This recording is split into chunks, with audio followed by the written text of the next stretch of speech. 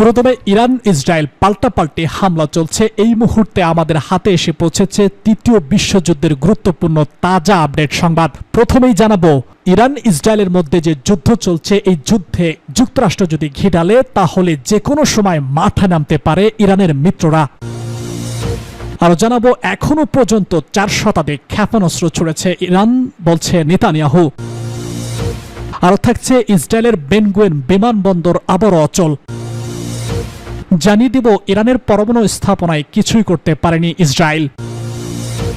এদিকে আত্মসমর্পণ করবে না ইরান, চাপিয়ে দেওয়া যুদ্ধ বা শাস্তি মেনে নেবে না, বলছে খামেনি। এদিকে আরো জানিয়ে দেব, ইরান ইসরায়েল যুদ্ধ থামাতে এগিয়ে আসছে পুতিন। সর্বশেষে জানাবো, ইরানে হামলা করলে ক্ষমতা হারাতে পারেন ট্রাম্প। এবার যে কোনো সময় মাঠে নামতে পারে ইরানের মিত্ররা। মধ্যপ্রাচ্য, ইসরায়েল এবং ইরানের চলমান উত্তেজনার মধ্যে যে কোনো সময় সক্রিয় হয়ে উঠতে পারে ইরানের ঘনিষ্ঠ সশস্ত্র গোষ্ঠীগুলো। ইসরায়েল ঘিরে চারপাশের বিভিন্ন দেশেই ছড়িয়ে আছে এসব মিলিশিয়া বাহিনী। ইরান দ্রুত সময়ের মধ্যে এসব মিত্র বাহিনীগুলোকে পুনরুজ্জীবিত করতে পারে। গণমাধ্যম আল জাজিরার এক প্রতিবেদনে এসব আশঙ্কার কথাই তুলে ধরা হয়েছে। খবরে বলা হয়, গোষ্ঠীগুলো সক্রিয় হলে তা সমগ্র অঞ্চলকেই অস্থিতিশীল করে তুলতে পারে। খবরে আরো বলা হয়, যদিও ইরানের মিত্র মিলিশিয়া গোষ্ঠীগুলো চাপের মুখে আছে এবং তাদের সক্ষমতা কমেছে, তবুও তারা টিকে আছে। বিশ্লেষকরা বলছেন, যুক্তরাষ্ট্র যদি সরাসরি এই সংঘাতে জড়িয়ে পড়ে বা তাদের ঘাঁটি থেকে ইরানের দিকে হামলা চালানো হয়, তবে ইরান এর কঠোর জবাব দেবে।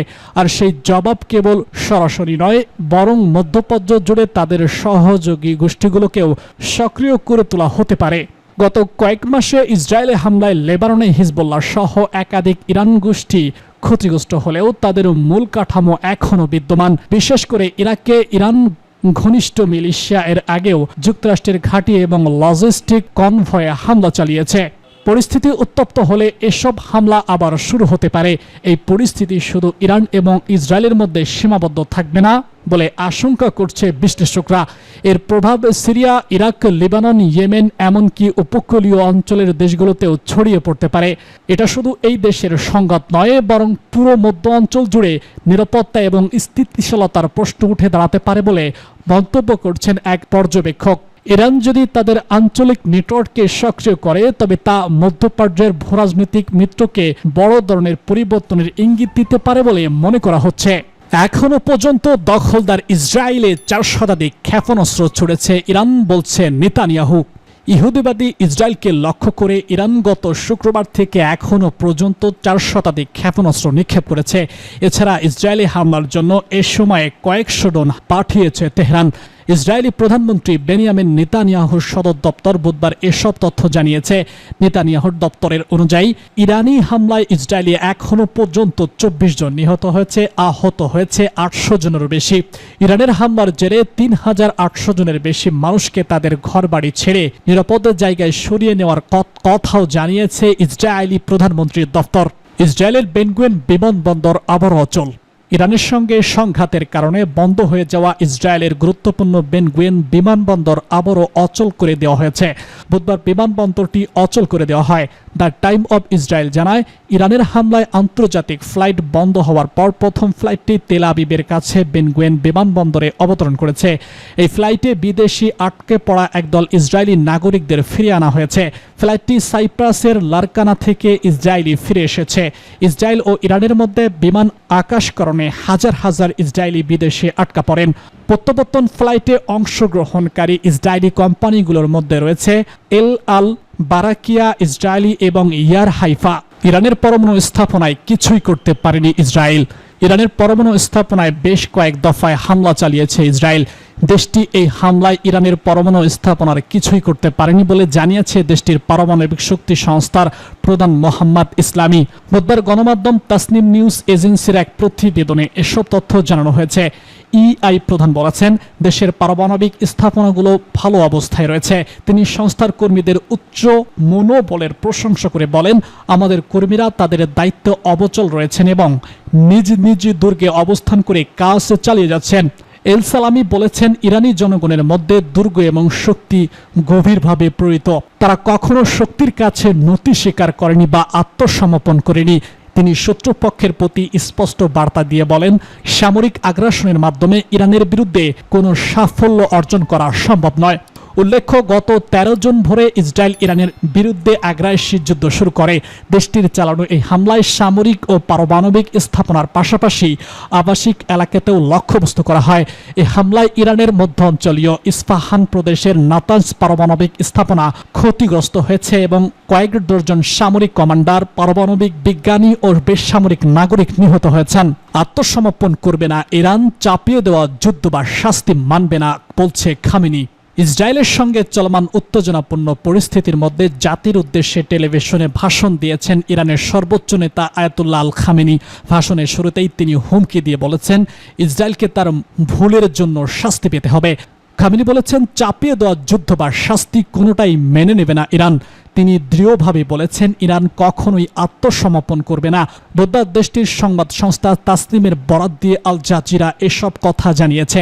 খামেনি যুক্তরাষ্ট্রের প্রেসিডেন্ট ডোনাল্ড ট্রাম্পের বক্তব্যের কথাও উল্লেখ করে বলেন, যারা ইরান এর ইতিহাস জানে তারা জানে ইরানিরা হুমকির ভাষার প্রতি ভালো সাড়া দেয় না।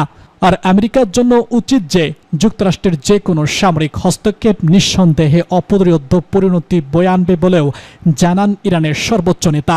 ইরান ইসরায়েল যুদ্ধ থামাতে এগিয়ে আসছেন পুতিন। ইরান এবং ইসরায়েলের সংঘাত দ্রুত বন্ধের আহ্বান জানিয়ে মধ্যস্থতার করার আগ্রহ প্রকাশ করেছে রাশিয়ার প্রেসিডেন্ট ভ্লাদিমির পুতিন। সংযুক্ত আরব আমিরাতের প্রেসিডেন্ট মোহাম্মদ বিন জায়েদ আল নাহিয়ানের সঙ্গে ফোন আলাপে তিনি এসব প্রস্তাব দেন। রাশিয়ার রাষ্ট্রীয় বার্তা সংস্থা এজেন্সির বরাত দিয়ে আল জাজিরা জানিয়েছে, দুই নেতাই গভীর উদ্বেগ ও দ্রুত সমাধানের প্রয়োজনীয়তা নিয়ে আলোচনা করছেন। তিনি আমিরাতের প্রেসিডেন্টকে এই ইস্যুতে অন্যান্য আঞ্চলিক নেতাদের সঙ্গে তার আলোচনার বিষয়ে অবহিত করেন। উভয় নেতা মধ্যপ্রাচ্যের চলমান সংঘাত নিয়ে গভীর উদ্বেগ প্রকাশ করেছেন এবং দ্রুত একটি সমাধানে পৌঁছানোর প্রয়োজনীয়তার উপর জোর দিয়েছেন। বিশ্লেষকদের মতে, ইউক্রেন যুদ্ধে জড়িত থাকা সত্ত্বেও মধ্যপ্রাচ্যের কূটনৈতিক সক্রিয়তা বাড়াচ্ছে রাশিয়া। ভ্লাদিমির পুতিনের এই পদক্ষেপ আন্তর্জাতিকভাবে রাশিয়ার প্রভাব বজায় রাখার কৌশল হিসেবেও দেখা হচ্ছে। এর আগে গত 16 জুন ইসরায়েল এবং ইরানের মধ্যে চলমান সংঘাত বন্ধে তুরস্কের প্রেসিডেন্ট রিসেপ তাইয়েপ এরদোগানের সঙ্গে ফোনালাপ করেছেন রাশিয়ার প্রেসিডেন্ট ভ্লাদিমির পুতিন।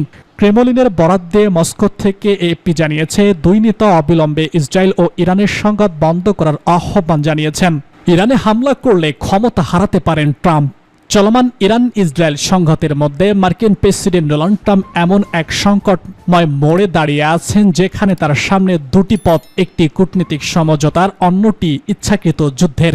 এমনটাই মন্তব্য করছেন ইউরোপীয় পররাষ্ট্র বিষয়ক কাউন্সিলের জ্যেষ্ঠ বিশ্লেষক। তিনি সিএনএনকে বলেছেন, এই ধরনের মুহূর্তে নেতাদের সবসময় একটি পছন্দ থাকে।